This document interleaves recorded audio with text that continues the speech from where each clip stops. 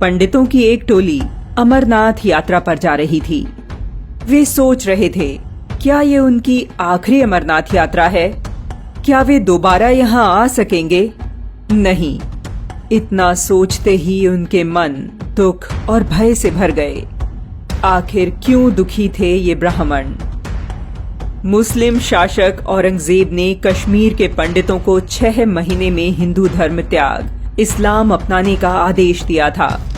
कोई रास्ता ना देख वे अमरनाथ यात्रा पर निकल पड़े। मार्ग में पहलगाम में ठहरना निश्चित हुआ। कुछ ही देर में वहां एक और टोली आ पहुंची। ब्राह्मण मुखिया कृपाराम ने उन साधारण लोगों में एक असाधारणता देखी। उनकी आंखों में डर का नामो निशान नहीं था। मालूम किया तो पता लगा कि यह उनके गुरु तेग बहादुर के कारण था। क्या वे इतने साहसी हैं? वे हमारी सहायता करेंगे? हमें एक बार उनसे मिलना चाहिए। इसी आशा में पहलगाम से 16 पंडितों की टोली गुरु तेग बहादुर से मिलने निकल पड़ी। 1 महीने में टोली आनंदपुर पहुंच गई। कृपाराम ने गुरु साहिब को समस्या बताई। गुरु तेग बहादुर ने कहा, आप सभी थक गए होंगे, जाइए आराम कीजिए, कल सुबह भेंट करेंगे। सभी पंडित आराम करने चले गए, जबकि गुरु गहन चिंतन में डूब गए। पास बैठे बेटे ने पूछा, इनकी समस्या का समाधान क्या है? गुरु ने कहा, यदि कोई पवित्र व्यक्ति अपना बलिदान दे तो इन पंडितों को बचाया जा सकता है।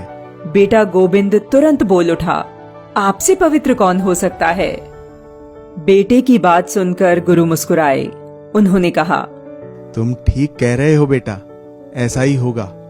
दूसरे दिन उन्होंने कश्मीरी पंडितों को बुलाया और कहा, जाओ औरंगजेब से कह दो कि हम सभी इस्लाम अपना लेंगे यदि गुरु तेग बहादुर अपना लें। पंडितों ने ऐसा ही किया। औरंगजेब ने गुरु तेग बहादुर को बुलावा भेज दिया। गुरुजी दिल्ली दरबार पहुंचे।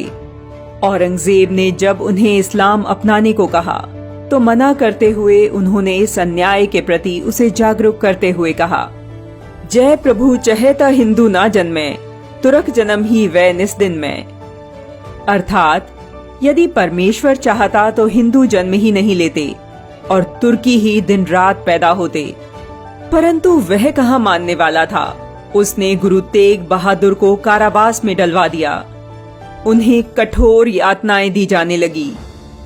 उनके साथी भाई मतीदास को बीच से चीर डाला गया।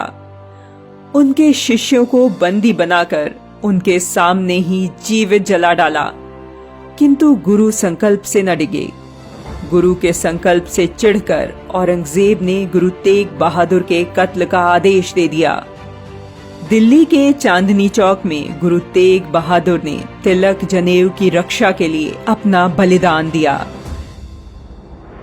दिल्ली का शीशगंज गुरुद्वारा वही स्थान है जहां उन्होंने बलिदान दिया। बलिदान के बाद उनके शिष्य सिर और धड़ को सुरक्षित निकाल ले गए। जहां उनके धड़ का अंतिम संस्कार किया गया वहां आज श्री गुरुद्वारा रकाबगंज साहिब है, जबकि जहां सिर का अंतिम संस्कार हुआ वहां श्री गुरुद्वारा आनंदपुर साहिब है। हिंदू धर्म के लिए अनन्य निष्ठा और समर्पण रखने वाले गुरु तेग बहादुर के बलिदान दिवस पर शत शत नमन।